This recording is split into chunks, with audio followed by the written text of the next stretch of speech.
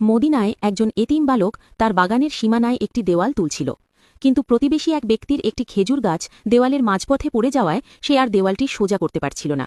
বালকটি ওই ব্যক্তির কাছে গিয়ে গাছটি চাইল বা তাকে অন্য কোথাও গাছটি সরিয়ে নিতে বলল, কিন্তু লোকটি রাজি হল না। বালকটি তখন রাসূলুল্লাহ সাল্লাল্লাহু আলাইহি ওয়াসাল্লামের কাছে গিয়ে বিচার চাইল। নবীজি ওই ব্যক্তিকে ডেকে বললেন, তুমি এই গাছটি এই বালককে দিয়ে দাও, এর বিনিময়ে আল্লাহ তোমাকে জান্নাতে একটি খেজুর গাছ দেবেন। কিন্তু লোকটির দুনিয়াবি লোভ এতই বেশি ছিল যে সে জান্নাতের অফারটি ফিরিয়ে দিল। আবু দাহদাহার প্রবেশ। মজলিসে বসে থাকা হজরত আবু দাহদাহা রাদিয়াল্লাহু আনহু এই দৃশ্য দেখছিলেন। তিনি নবীজিকে জিজ্ঞেস করলেন, হে আল্লাহর রসুল, আমি যদি ওই লোকটির কাছ থেকে গাছটি কিনে বালকটিকে দিয়ে দেই, তবে কি আমিও জান্নাতে ওই গাছটি পাব? নবীজি বললেন, হ্যাঁ। আবু দাহদাহা রাদিয়াল্লাহু আনহু ছিলেন মদিনার অন্যতম ধনী ব্যবসায়ী। তার একটি বিশাল বাগান ছিল, যেখানে ৬০০টি উন্নতমানের খেজুর গাছ, একটি বাড়ি এবং একটি পানির কূপ ছিল।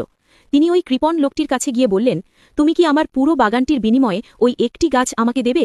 লোকটি অবাক হয়ে ভাবল, এক গাছের বদলে ৬০০ গাছের বাগান। সে সঙ্গে সঙ্গে রাজি হয়ে গেল। আবু দাহদাহা রাদিয়াল্লাহু আনহু গাছটি কিনে বালকটিকে উপহার দিয়ে দিলেন। মহৎ বিসর্জন। এরপর আবু দাহদাহা তার সেই বাগানে ফিরে গেলেন, যেখানে তার স্ত্রী ও সন্তানেরা ছিল।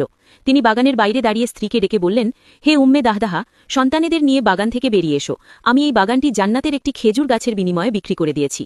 তার স্ত্রী বিন্দুমাত্র আক্ষেপ না করে খুশিতে বললেন, আপনার এই ব্যবসা অত্যন্ত লাভজনক হয়েছে। এমনকি তার সন্তানেদের হাতে বা পকেটে কোনো খেজুর থাকলে তিনি তাও বের করে রেখে দিলেন, যাতে বিকৃত মালের একটি দানাও তাদের সাথে না যায়। নবীজি যখন এই খবর শুনলেন, তিনি বারবার বলতে লাগলেন, জান্নাতে আবু দাহদাহার জন্য কত শত শত বিশাল খেজুর গাছ অপেক্ষা করছে, যার ডালপালা মণিমুক্তয় ভরপুর। শিক্ষণীয় বার্তা। আমরা অনেক সময় দুনিয়ার তুচ্ছ লাভের জন্য আখিরাতের বিশাল প্রাপ্তি হাতছাড়া করি, কিন্তু আবু দাহদাহা রাদিয়াল্লাহু আনহু শিখিয়ে গেছেন যে আল্লাহর সন্তুষ্টির জন্য বড় কিছু ত্যাগ করলে তার প্রতিদান হয় অকল্পনীয়।